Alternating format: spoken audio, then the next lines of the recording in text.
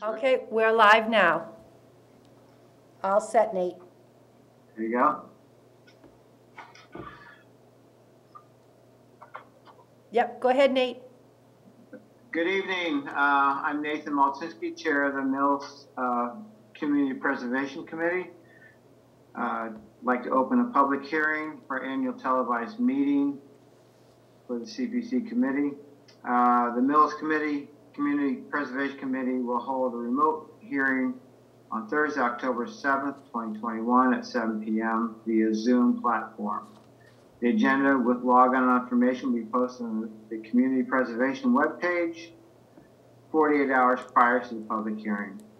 The purpose of this hearing is to obtain comments from the public on issues related to the Community Preservation Fund. Nathan Malczynski, Chair. Let's close the notice of the public hearing. And I'd like to welcome everyone to our annual televised meeting. We do this annually, is required by the CPC to give a televised meeting.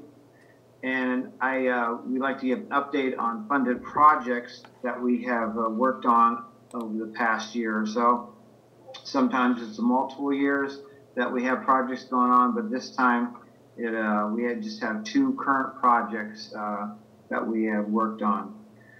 This year's projects will be the dugout project at the high school, and then the Henry Walling, the Walling map that was submitted by the library, and we have Wendy Berry that will speak on that. I will be speaking about the dugouts for this time. Mr. Nichols is not available to speak tonight. And I'm going to share my screen with you.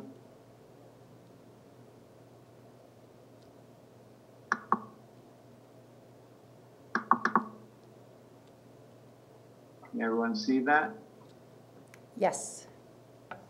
Okay, good.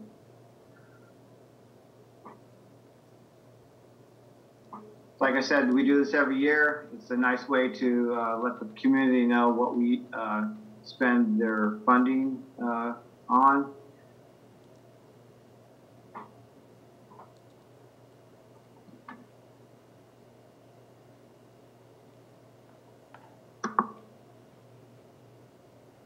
And just one second.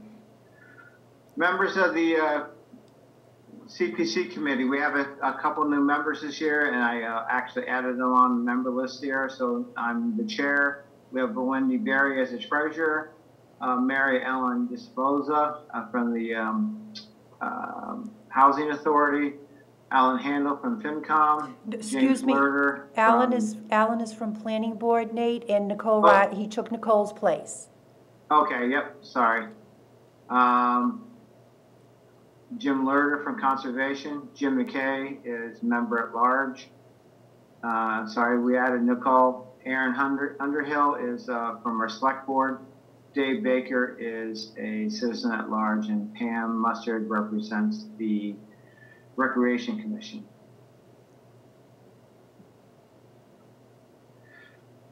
So this year we have two projects, the high school dugout project. Richard Nichols, his son, actually it was a senior project, and he did the project, and it came out very well. And then the Henry Walling map, Wendy will speak on that in a few minutes.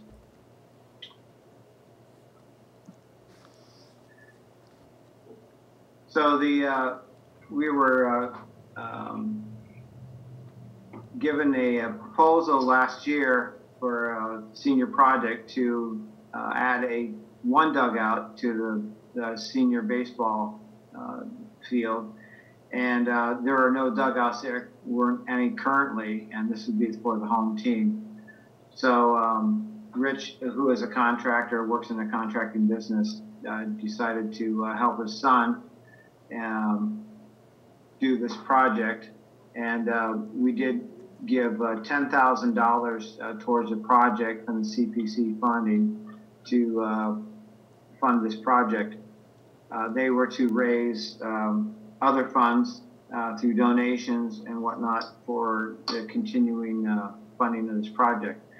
This, unfortunately, with COVID and everything else happening and lumber prices going up, they did go over budget, but they did fundraise and they had local businesses contribute, and they ended up covering all their expenses for the project. So I'll just roll through a few pictures here. They did acquire a building permit from the town of Millis. I don't know if the fees were waived on that. Sometimes on town projects, the fees are waived because it's a town project. So they had an engineer's drawing for this. They built to the code of Mass General Code. And I believe Tresca might have donated or helped out with some of the materials for this. This is their truck here. Tresca is located in town, as everyone might know. So they poured a concrete pad and then did conventional framing of the structure. And this is a few pictures of the staging and different stages of the project.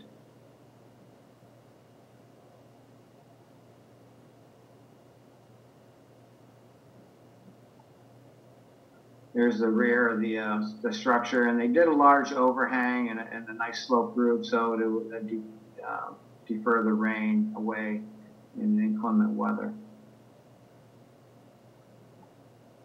And then there it is, all painted and looking good.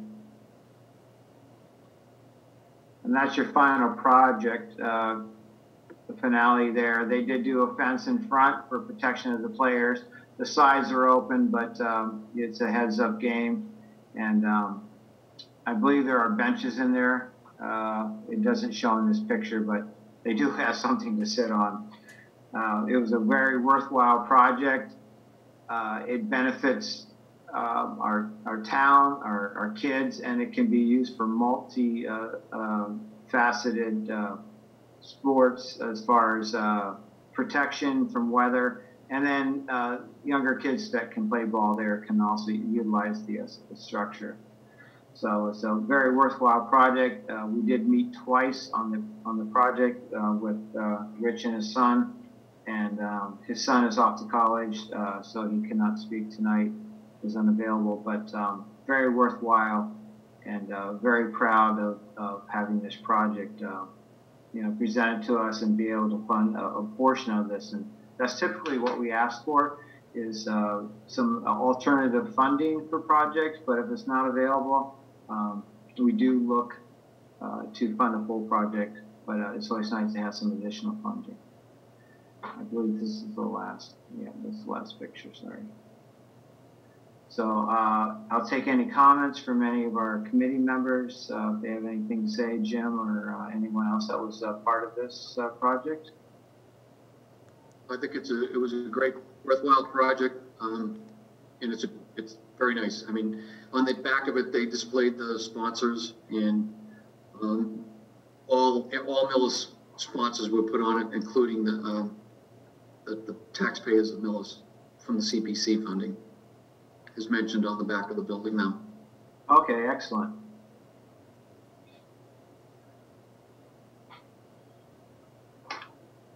Would anyone else have any other comments?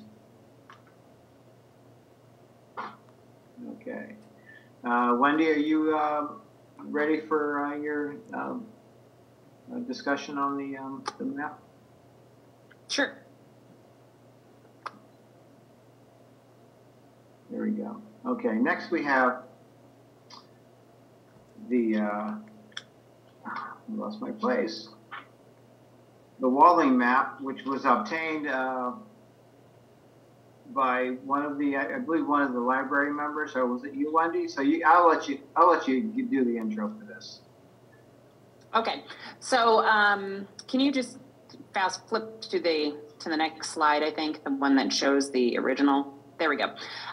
So in 2019, the Millis Public Library was gifted a Henry Walling map of the town of Medway, and Millis was part of the town of Medway. It was East Medway at that time. And this is from 1852. This is a historic map that was purchased by the town of Medway at that time and hung in the office of a Edward Adams, which is the great-great-grandfather of Nancy Gittens, who was a library trustee. She rediscovered this map in an attic when she was cleaning out and gifted it to the library. And it had been in the attic for quite some time, given that it was from 1852. It had not been well taken care of.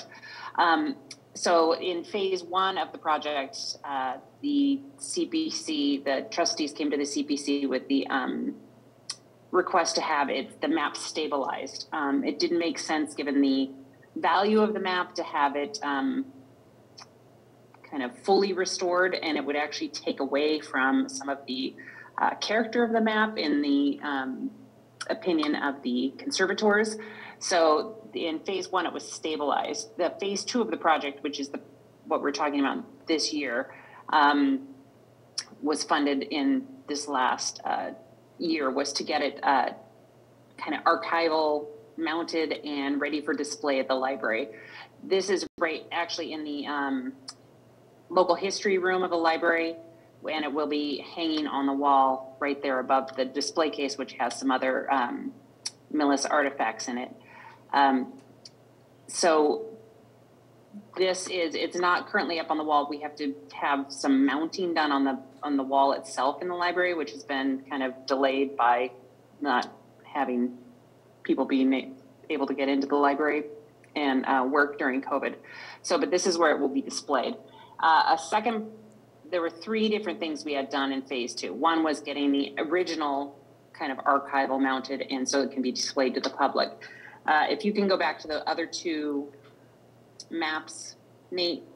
So the other thing we did is we had a request from the town hall, and we had a request from the Historic Commission to get a copy, a mounted copy of the map made so that it can be displayed in other places throughout town and available to the public. So these are what these two things are. They're actually mounted, full-size replicas of the map.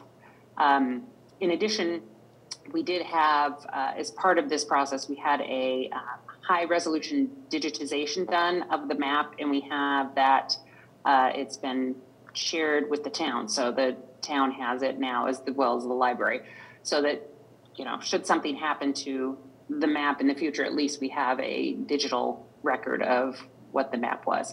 I would then I think it's amazing. It's very interesting to look at when we had it in, I guess 2 years ago. I brought it in before it had been kind of preserved, and you can see that it just had streets on there, and it would just have people's names next to, like, just sticking out on different parts of the street. So it was pretty interesting to see a lot of the founding families of Millis there in the East Medway section of the map.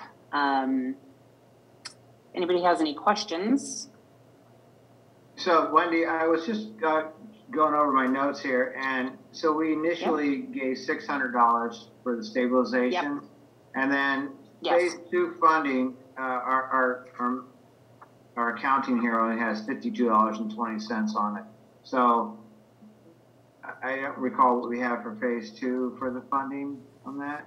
Phase two was, I'm looking at my things here. I think it was $1,450, around $1,450, something close to that. And that allowed for the framing was the most expensive part, actually, getting it framed, because it has to be floated so that they don't affect the kind of the integrity of the map.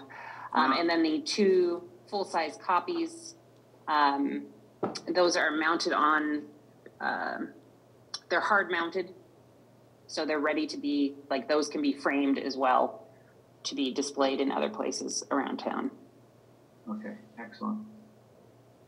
No, it's a very nice map, and nice to have a piece of history make it back into town and be preserved. And I understand, so we had the Curry and Ives etchings done a couple years ago, and that was quite expensive, but the value of those was quadrupled this map by, tenfold. So, but it's still nice to have this map available and restored and kept. And the digitization of it is nice, and you can make copies and then potentially sell them if you'd like to, for a fundraiser or whatnot. If you want them.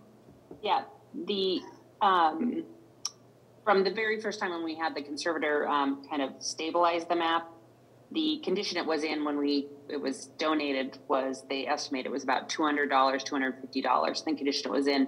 And then restored, it would be like $1,750, so up to $1,750. So restoring it did add value to the map, but the more important thing, I think, was just to preserve the history. This is the only map of its type that we've been able to find, or that the map people know. Henry Walling was kind of an itinerant map maker. He kind of went around to different communities, and between 1848 and 1888, he produced like 150 of maps of this large scale of counties and towns kind of throughout the Northeast. Wow, that's awesome. So my question is, do we know the accuracy of the map? I mean, is it pretty accurate to what the conditions were at that time? Or do you know? Yes. From talking with the town clerk, who was able to go back and look at stuff, it's pretty accurate. It's very interesting to see what a large community Rockville was.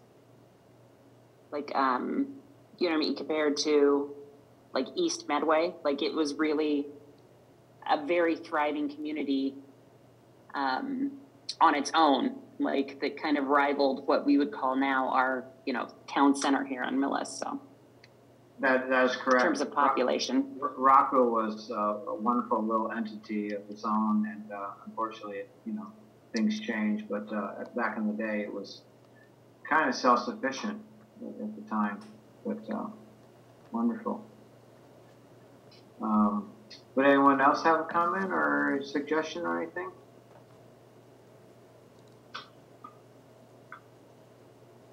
Well, thank you, Wendy, and thank you to the library trustees and to Nancy Gittens for donating this map, and definitely a worthwhile cause to preserving the history, and that's one of the charters for the CPC is to preserve history, and this is a perfect example of that happening. So thank you very much. So I'm going to keep you on the hook here, Wendy, and we're going to do the financials for the CPC, and Wendy, as our treasurer, she'll also give you an update on the funding and funds available for the CPC committee and what we have. Okay, so the CPC, the CPA, the Community Preservation Act, was adopted by the town of Millis in 2006, and it provides that after a $1,000 deduction from the assessed value of a property, 1% surcharge is assessed on the balance when it is sold, and it is given to the Community Preservation Committee in a town to be allocated for the purpose of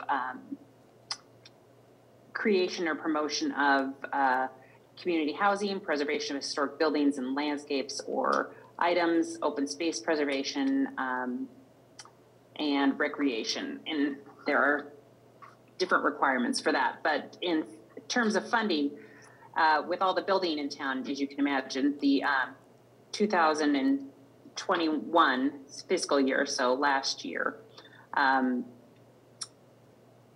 we had the largest amount of money that we've ever seen come into the CPC funds in Millis, and that was $268,340 was assessed into the funding. So over the lifetime since 2008, when we first started getting funding, we've had about $2.5 million come into the CPC for help the community. Right now, what we have in different buckets, we have to put a certain amount of money into open space, historic rehousing, and resource, community housing, and then there's an undesignated balance that can be allocated to any of those kind of funding sources. But right now we have about $51,000 in open space funding, $106,000 in historic resource funding, $154,000 in community housing. We have set up a budgeted reserve of $80,000 that is standalone, and then an undesignated balance of $618,000. So that's where we stand right now, for a total of about $1 million that is available to be used for all these different worthwhile projects that will, we come before us. Just a note that there is one long-term debt issue that we are still paying off, and that is from the memorial building rehabilitation that happened, I think 8 years ago, 7 or 8 years ago, where the building was repointed, all the bricks were repointed on the outside, and some leaking was dealt with to preserve that historic building for future use. If anyone has any questions, I can do my best to answer.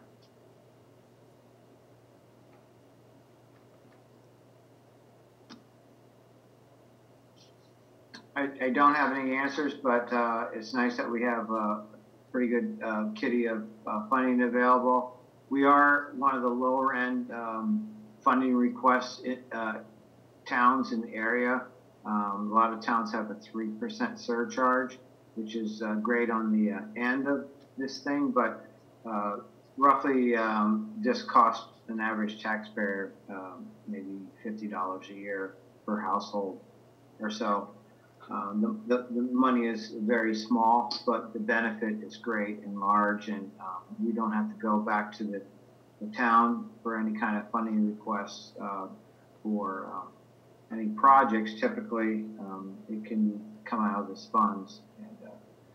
And there was consideration last fall about using some of this money for the property on Village Street, but the town decided not to seek that resource because there are restrictions as what we can do with the money. So, but it's a great tool, and I think it'll benefit the town in the long run here. So, so thank you, Wendy. Anyone else have any other input? Kathy, anyone? Okay. All right, so that's our financial update. Do we have any representatives from the Oak Grove Farm Commission playground rehab on? Yes. Yes, we do, Nate. This is John McAvoy, and my wife Sue, who is on the commission with us, is joining us tonight also. Great, thank you. Thank you for joining us again. This will be our second meeting with the playground, with Oak Grove Farm Commission, the playground restoration. So why don't you guys go ahead and give us your input and update on the playground. Well, the update, we told you before, we've been talking about this for 2 or 3 years, and we've gone over some things, and we presented you with a package. I hope all you guys got the package that we gave you pictures, a rough estimate, what it's gonna cost. We gave you a diagram. You did receive that? I did, thank you very much. Nice to Okay. send that. So I don't think we know we met with you in March, so we won't go all the way back, but kind of go from where we have been since March, if that makes sense. Well, that's okay. I mean, you can go as far as you want because this is a live meeting and there'll probably be some people watching, so any information is fine. So go ahead as far as you want. Okay. So like John said, this has been something on our agendas for about 2 or 3 years. If you've been down there at the playground, it's pretty noticeable that at least the fall zone material is pretty in desperate shape. The depth of it is pretty bad. We also noticed at some point we were having drainage issues. We were able to solve those drainage issues on our own, but the fall zone is still a problem because it is so low and it needs to be much higher. The inches were low, probably on some of the structures. It's probably about 10 to 12 inches lower than it should be, the material down there right now. Okay. And the material, as you know, has to be a special kind of material. It's not just plain wood chips you're putting down there. As we kind of further investigated things, we were noting that the timbers surrounding the playground were deteriorating. And what I mean by deteriorating, they're leaning. Some of them have rot on them. Some of them are disconnected timbers so that you have uneven joints on them, making it kind of a rough area for people, whether they be children or adults trying to walk over them. And so we felt that was also something that needed to be looked at the same time. We had installation of a donated structure by the McCarthy family in the spring. So with that, we were able to connect with the playground installer who did the renovation installation of the structures and asked him to give us kind of a further understanding of what he felt we needed there.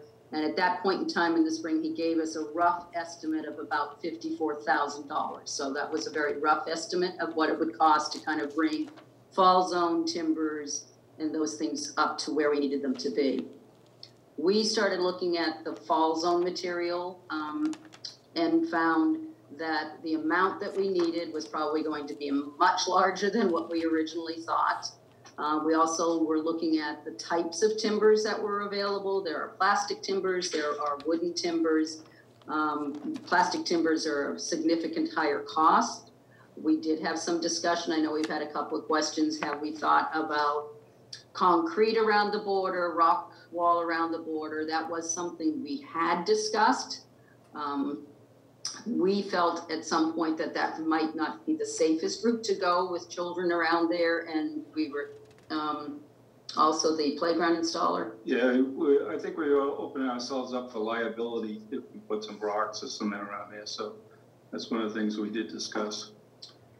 And we had connected with you in March, like we said, and you were all kind of receptive to the idea and agreed that there was some need here, but also suggested somewhat of a handicap access to this playground, which we also had discussed, but knowing that that would be something if we were coming to you for funding, that would be important to this committee. We looked into that as well. Knowing that our handicap access is not going to be, we didn't look at something very elaborate. We're looking at a walkway that'll come off of the brick walkway, meets roughly into the middle of the playground area, and have a concrete pad on the outside so that there's access for wheelchairs and stuff, and also make it easier for those of us with not so good knees who need to get into the playground as opposed to trying to step down a good foot to get into there. We did connect with the town administrator and the DPW director as well for their input. We actually met at the playground so that they could see what we were talking about. Again, they had the same feeling that there was definitely some needs here at this point in time. We discussed funding with them. There was talk of a possible grant, state money, that they would be investigating for us at this point. So that was some funding that we found out that could be possible to us that would make this a little more feasible, perhaps. After seeing the estimate from the playground installer, we knew at Oak Grove Farm that we do not have the funds of $54,000 to update and renovate this playground. And we were going to have to look elsewhere for some assistance with this. It was also suggested by the town administrator to see if we can get a better estimate, a little more solid estimate. Anything over $50,000 is going to be impacted by the prevailing wage. So we did go back to that playground installer, and he visited again over the summer. And presented, really looked at things much more carefully. The structures themselves are sound, but there are needs as far as the matting. Removing and replacing timbers means some of those rows of bricks would have to be moved and replaced as well. And so the estimate that came in was higher than the $54,000. But again, as the town administrator said to us, that's kind of a rough estimate. And where we go from there is to obtain 3 bids that will go through the town administrator, not through us. We've talked and discussed other funding kind of options, whether there'll be grants, whether through this committee, donations. Partly some of our donation talk has been, we realized if we go the donation route strictly, that could take us a very long time to get donations up to that amount. And as some of you may know, in the past, the playground had been closed in the past because of the condition, and we didn't really want to go to that again. We've talked a little bit about some of those donations perhaps going into a maintenance fund for the playground. Backdrop on this playground is that it was originally given to Oak Grove Farm in 1991, and it's lovely that it's there, but there was no maintenance budget that ever came with the playground. So anything that has been done to maintain the playground through the years has come out of the Oak Grove Farm budget, but we certainly don't have the funds to fund something of this magnitude. And I think that kind of catches us up to where we are now. Now we're back with you. Mm-hmm. So we have met with the CPC Capital Planning, we have met with the Finance Committee, and we are back with you guys right now. Not sure if you have specific questions on that whole packet that we presented. Well, thank you. It's very well presented. I did receive your package, and you do have a breakdown of description of work, and you have 9 items here. Mm-hmm. And are those like rough numbers, or are those you have like remove, dispose of the perimeter wood, timber edging? So those are rough numbers? Are they kind of estimate from your contractor? Those are an estimate from a certified contractor that does work right now around the state. So he kind of put together a rough estimate for us that we could present to all these committees. So we understand it's going to go out to bid, so it could be higher, it could be lower, but hopefully be lower. So. Right. So I just tallied those up, the 9 items, and it came up to around $127,000. Correct. Correct. Right. And $6. Yeah. So you're going to be working with the town administrator to get 3 estimates on this project, if you can? Yes, Yes. we are. Yes. Okay. And then, so there's no new equipment except for the piece that's donated from the family in town, correct? Correct. Okay. Only new equipment, I think, would be things like mats, the mats that are underneath the swings. Some of that has some wear and tear to it that Right. probably, if we're replacing the fall zone material, would need to be looked at to see if those need to be replaced as well, which is why they're included in this estimate. Mm-hmm. I mean, but a couple of years ago, Dave Baker and his crew, they put this new structure in, and they actually gave it over to us. So now we're kind of handling any repairs out of our Oak Grove budget. So anything that's like, if there's a little piece or screws missing, we're paying for out of our Oak Grove budget. Which right now, I don't know if people know that we have 188 acres back there that we have to take care of a small little budget too. So, and we have the pergola that we just put some work into. So, money only goes so far, so. And we have repeatedly replaced at times the fall zone material throughout the year. So it's not that it's gone from, 12 years of never being touched. We have, but we're at this point of, we have had questions of whether or not we've had any complaints or injuries with that from other committees. And our answer is we don't have any reported injuries from it. But if you are there, you will notice that if you're coming down a slide as a small child, there's a pretty significant drop before your feet can hit the ground. So that's a possibility. There are roots from some of the pine trees that are definitely out of the ground that is a tripping hazard.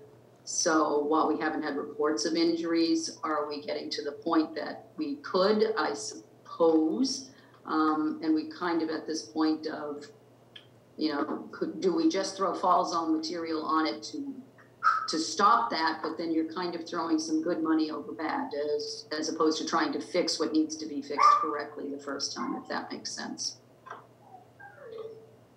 Right, and that money would have to come out of your budget at the time, because we Correct. can't write a check at the moment. It has to go through the whole meeting process. Okay, excellent. Any other committee members have some questions they'd like to ask the? If I could, Mr. Chair, I'll act as the DPW director, and then I'll act as a member of the committee. So the McAvoy, they came to us in late May, June, and myself and the town administrator met with them at the playground. I think I reported this before. And right away, I tried, I brought a proposition, a letter was sent to our state reps for an appropriation for funding for this. They tried, it was too late, it was way too late in the season. The budget had already, been passed. The governor was already signing it. But so we will, submit that again. There's no question. We will submit the same letter that I had submitted in May and June. We'll, send that in a timely manner to hopefully get the appropriation.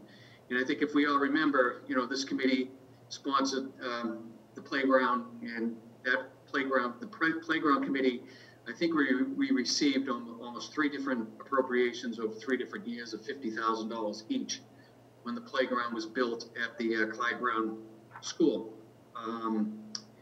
There's been a lot of questions about the handicapped accessibility and the need of that. I know the town administrator and myself have been discussing that with the building commissioner, and he had asked, today he asked, I was hoping I would have something to report back.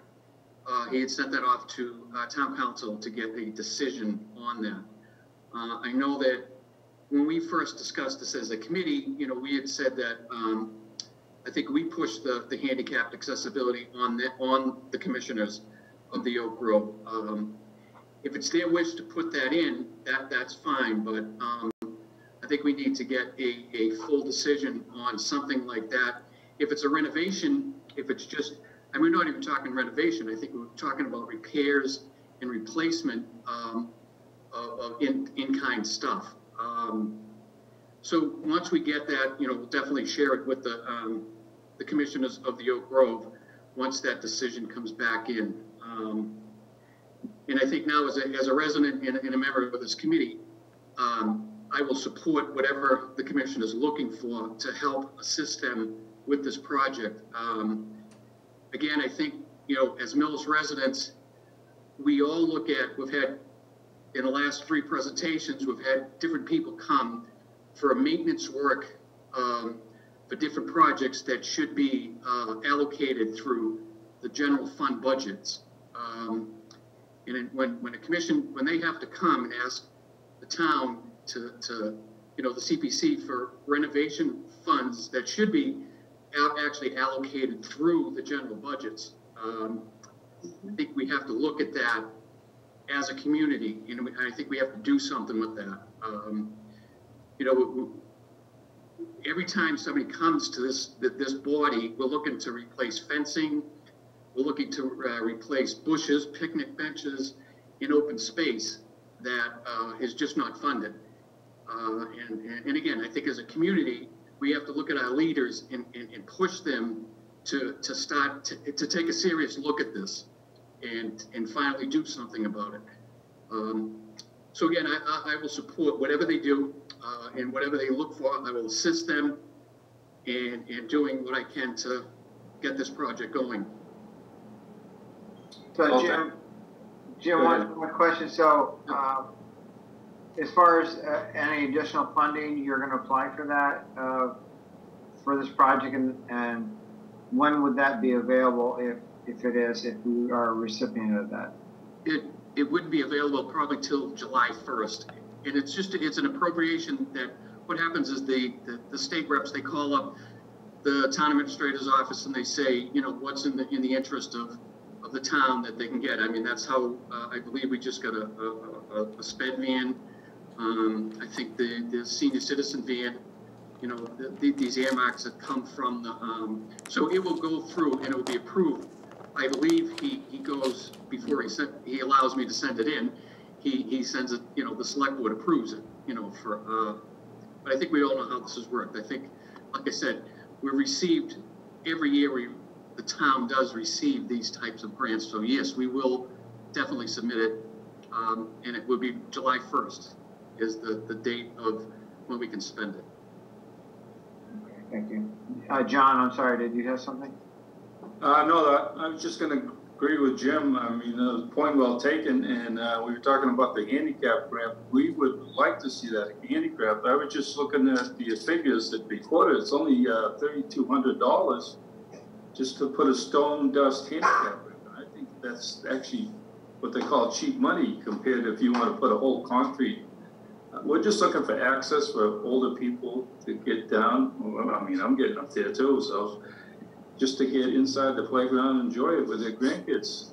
That's all we're looking for. So, and the point I made before, we were given this to take over, and also the garden club too. So we've been working, the members, not only myself, my wife, all the other members have been working down there on our own time.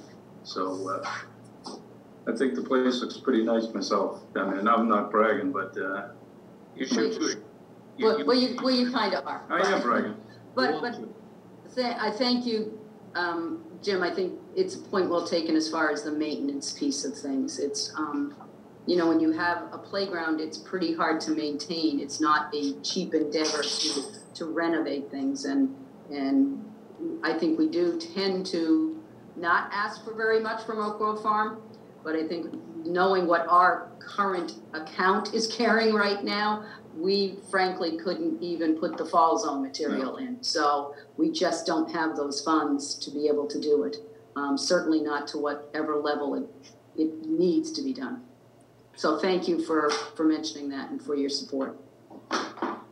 And Jim, while you're here, I'm just going to put a thank you in for the DPW for all the mowing they do down there, because without the DPW, that place wouldn't look as, you know, as good as it does down there. So thank you. Mr. Chair? Yes, Wendy. Just a couple of things. So it sounds like we're at the point where this will be put out to bid before it comes back for a dollar figure from the CPC. So you must be looking for some kind of sense of general support on this. Mm-hmm. While it's going out and looking for that dollar figure, I think that we can do some research on our end, talking with the state and looking at some of the other projects done in other towns. Again, this falls to what we're charged with, and a lot of it is we're not supposed to be providing basic maintenance, as you must have heard at the last meeting that I wasn't at.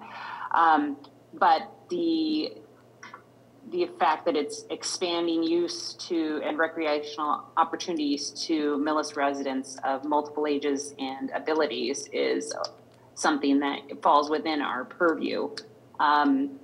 So I guess I would say that this is a very worthwhile thing. I know that you have been to the capital planning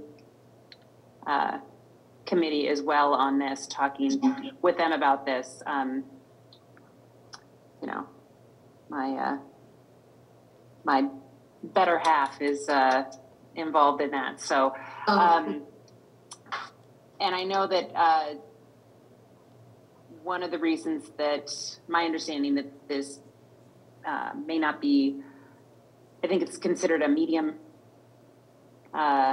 level of priority for the capital planning, and that is because the alternative is to just shut the playground down again. You know what I mean? There is something like, as opposed to an ambulance where we can't operate successfully without an ambulance, but we can just shut the playground down. Everybody go over to Norfolk if you have the ability. So I think it's a worthwhile thing. I just think that while you're getting bids put together and stuff, that maybe we can do some research on our end to think about how what you're doing can fit in with how we can help you fund this. Okay. Good. Thank you. Nate's gone, so whoever's next. Does anybody have any questions for us? I think the handicapped access is awesome because it makes it accessible for so many people. As you say, people with mobility issues, as well as people with strollers. Plus it sounds like that's something that would increase its chances of being able to be funded by some of the CPC money. So Okay. I think that's good. Good point. Thank you.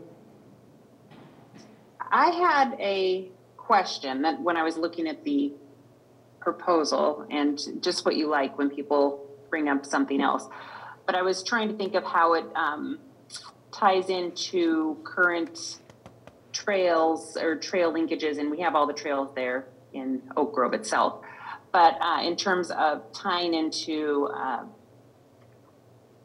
people being able to use it from other parts, who are not using it by car. So where you're describing you're going to put in the handicap access would be where you would drive a car up on, 115 and park in that parking lot. There's not a sidewalk that goes up that far. The sidewalk stops at, what is that street that goes through there? Island Road. So I guess my question would be is, just from the CPC, from our committee's point of view, is that having some kind of access that allows more people to use it from a sidewalk area. So from Island Road, from coming up through that parking lot, getting to the playground, would be something from the Island Road. Do you know what I mean? Yeah. Yes. Do you know how there's no smooth access there? I'm just trying to think of if someone wanted to use it who didn't have a vehicle, who was coming up on any of the other walkable ways to get into the park. So it's not something we didn't think about.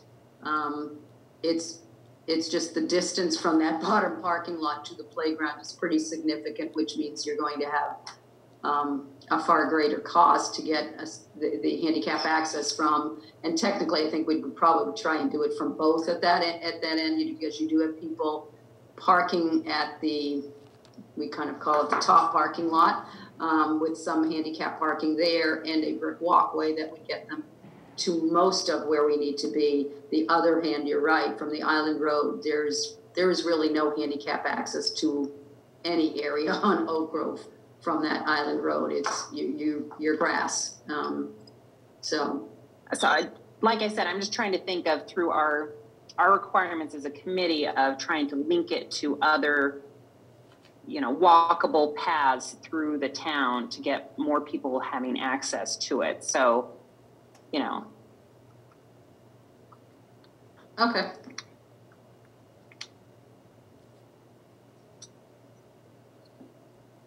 That's a good point, Wendy, and I was pushing for the handicap accessibility or just the people with limitations. I believe that's a key component to you know, making this structure accessible by everyone. And I will see if there's, I will check my code in the next couple of days just to verify what the requirements are. I know Mr. Gampietro is well versed in the code, but I will delve into it a little bit, seeing that in that field.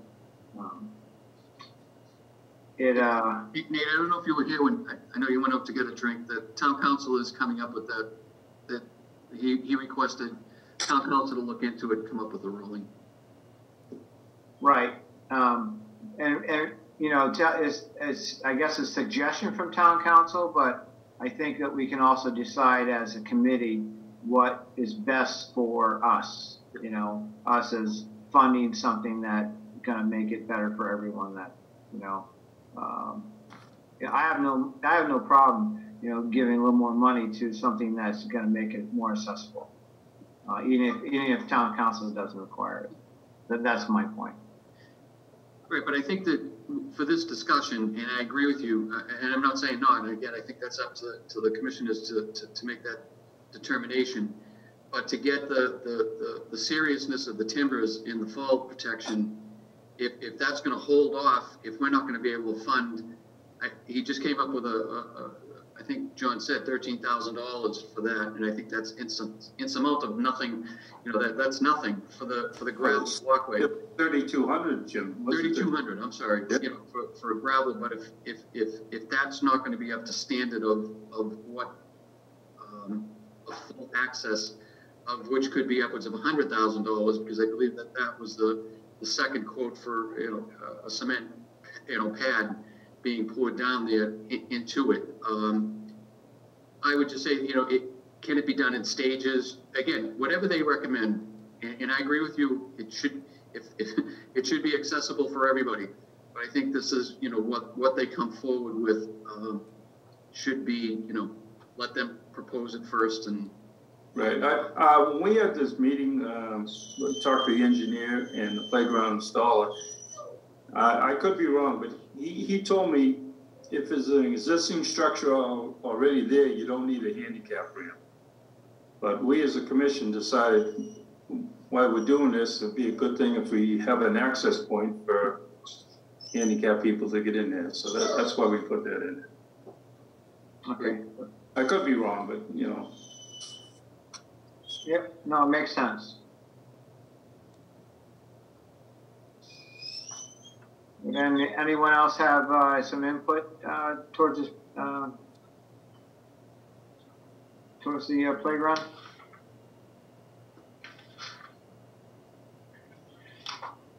Okay, so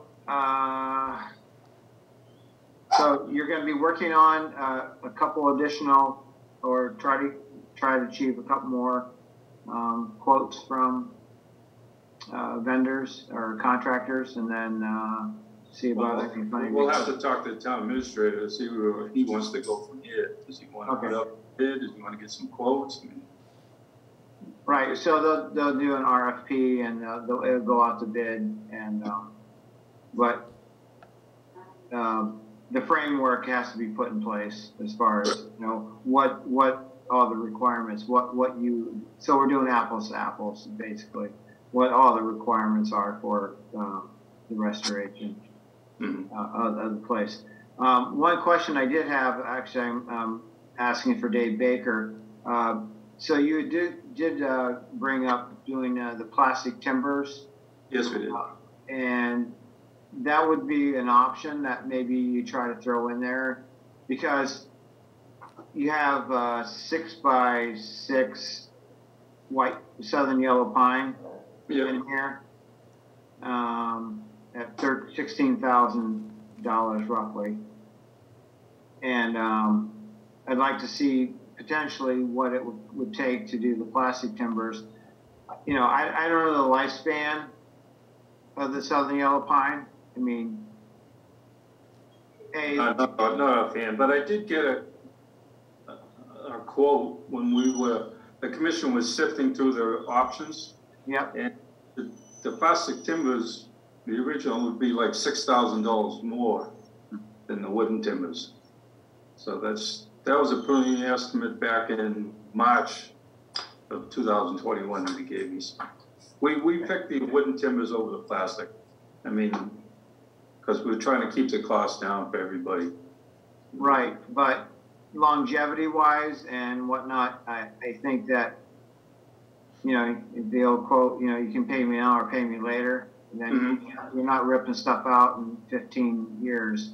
And you got plastic that I think would outlive those 2 or 3-fold. Who knows how long this plastic's going to hold up? Right. But I would definitely consider trying to figure that in. I think that's the way to go. I mean, I see plastic trim on houses. I see hardy plank for siding. You know, the new stuff just doesn't hold up. Not that a 6x6 is going to break down, but we have to look at the long picture for this playground. I understand. And last night's meeting, we were asked about putting rubber down instead of wood chips. And we talked to the playground installer. It's like 3-4 times the price of wood chips. So it depends which way the town wants to go. If they, you know, we're just trying to be cost effective. Right. Yep. But let's have options. You know, let's get a secondary price on option A and option B. You know, and then you can pick and choose from there. You know? Okay. I think that's the best approach to this. Then it gives everyone, something to look at and make an educated decision off of. Okay. But that's my opinion. So just a question, is rubber an option that people would like us to look at as well? I think anything's an option. Let's get, price on wood chips, the safety chips, and then let's get a price on the rubber. Okay. Like I said, this playground is like a fixture in the area. I mean, there's so many people that I talk to, like, I said I live in Millis, by Oak Grove Farm. Oh, I go there. I bring my kids there. I live 2 towns away. I go to play at that playground. Right.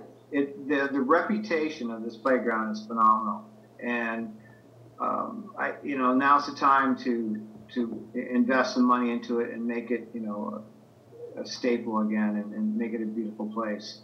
When we did the Chronicle thing, Ted Reinstein lives in Holliston, and he brought his kids there for years.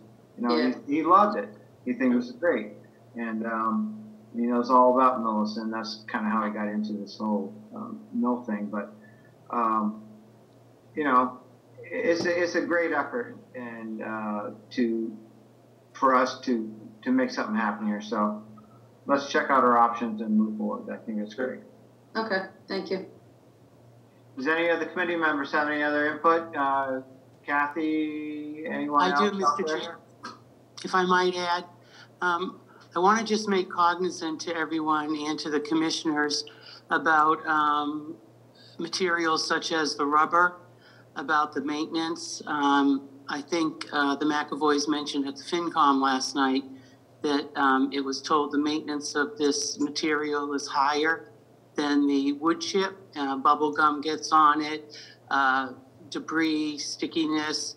Can the commissioners tell us who's going to maintain this when issues like this, when you'll be called to take care of these problems? Where do the calls go to, and where does the money come from?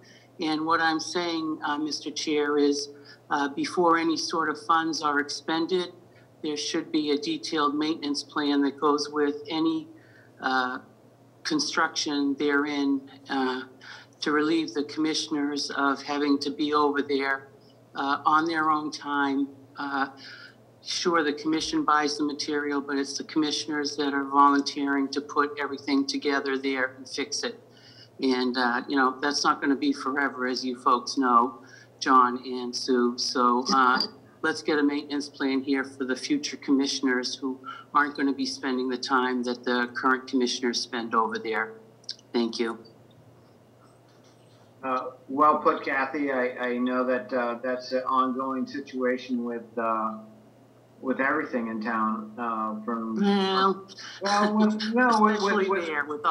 In the historical commission, they're the two commissions that I see the sweat equity that goes in from its members.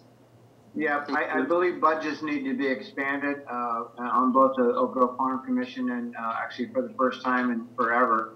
I'm going to be seeking for the Historical Commission because we can't make ends meet with our budgets. And I know that is it under $2,000, the budget for the Oak Grove Farm Commission, John? No, it's a little bit more than that. A little bit more? It got moved up a few years ago to about 5,000. Oh, you're up to 5? Okay, Yeah. all right.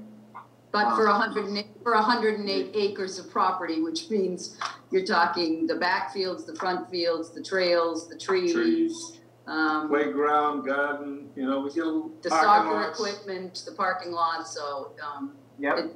it sounds like a chunk, but it doesn't take long for it to disappear when you start buying materials for even a parking lot. And especially, as you know, John and Sue, the trees in the grove that are now being replaced at 6 or 7 trees a year at, $250, $300 a pop. Mhm. Being put in by you at no charge to the town, other than the purchase of the materials. So let's keep that in consideration, all Millis residents, please. Thank you. Thank you. Thank you. Okay, does anybody else have any other input on the Oak Grove Farm Commission playground? Okay. When do you guys anticipate coming back? I guess our next move is to get to the town administrator and start moving forward with how we go through bids and that kind of process, but probably getting a little more looking at whether it's plastic or wood and how we want to move forward with that. So I'm not sure of a time frame. Okay, well, reach out to Camille and we'll put you on, ahead of, next time. It sounds like it's going to take a few months, so. Yeah, we're gonna have an Oak Grove Commission meeting in the next couple of weeks, and we'll discuss it as a group, so where we want to go with this and move forward. Right, and this is, if things work out, we could put this on a positive vote. We could put this on the Springtown warrant. Okay, Okay. thank you. All right, thank you guys. Thanks for all your efforts, and appreciate it, and looking forward to talking to you. Okay. Thanks so much. Thank you. Thank you. All right, next on our agenda tonight, we have 2 new members. James Lerter from the Conservation Commission. He's actually the chair of the commission. And also Alan Handel from the Planning Board. I don't know if James is on tonight. I don't see him. He is, yes. He is not? Yes, he is. Oh, he is. Hey, James. Jim, you're on mute.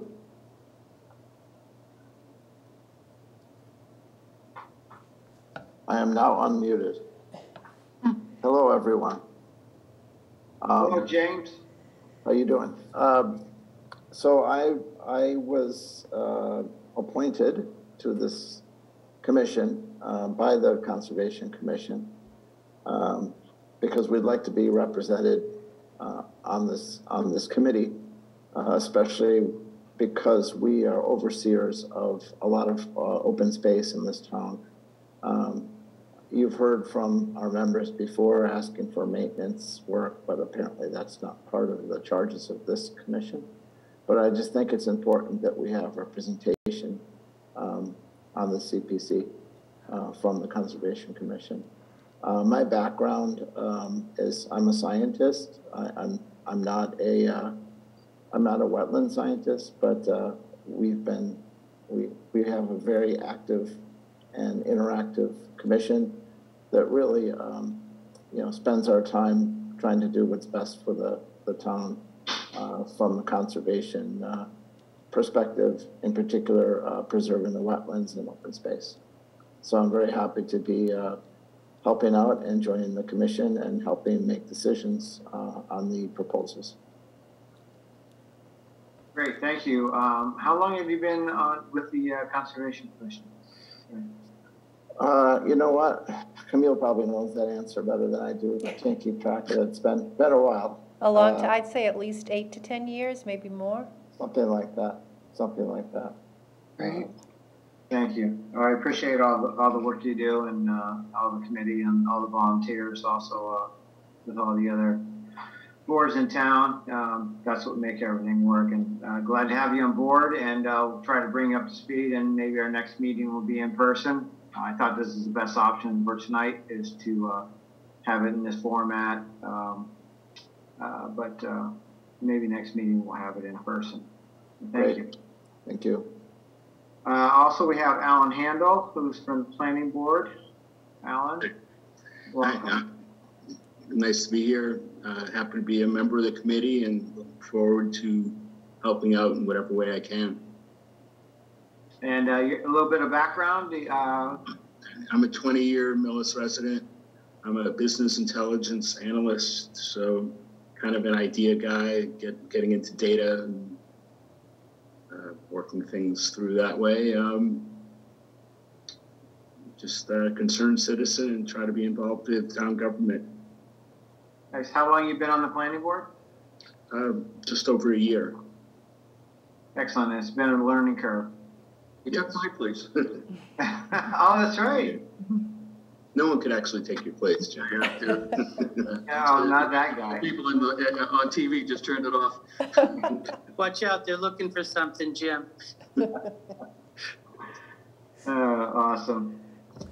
Well, thank you. Welcome aboard, and looking forward to meeting you in person. We have a great group of people. A lot of us have been on the CPC for a while, and this all started with insight of Charlie Becky in 2006. Got this whole thing rolling. Okay, next on our agenda is payroll and bills payable, and I did that via signatures, and I let Jim McKay, who's a signee of our bills, Jim signs those. Excuse me, if I could just interrupt 1 second, Nate. It's Yeah. down, because of COVID, there's only needs to be one signature now, so if you would like, you can be nominated to sign and approve bills and payroll.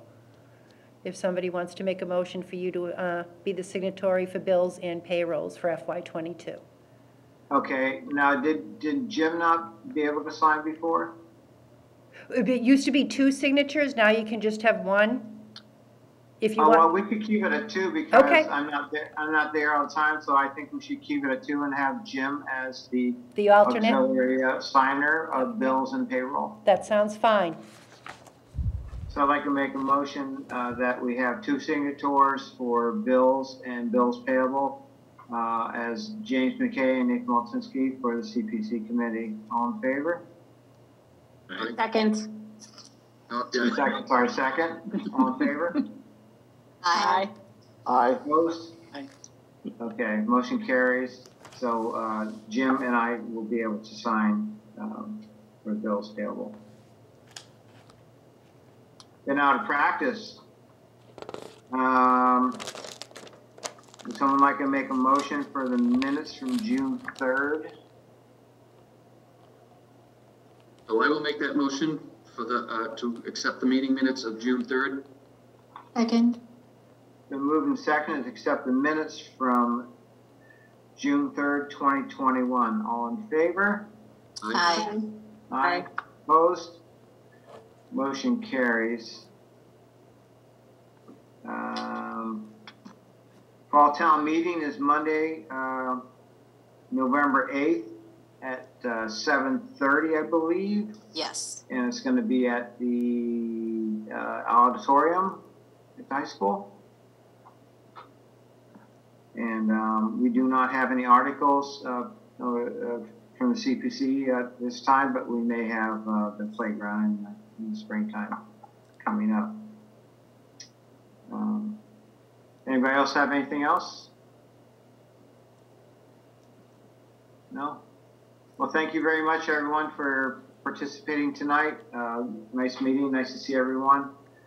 And this is our sign off to our annual town televised CPC meeting. And we'll do it again next year. And Do we have to move to adjourn? Actually, we do. Thank you. Second. I told you I'm out of touch. Do we have Make a motion to Second. adjourn. all in favor? Aye. Aye. Aye. Motion Just in time carried. for Pixar. Look at that. All right. Thank you. All right. Thank See you, you. everyone. Aye. Good Good job, night. Nate. Thanks.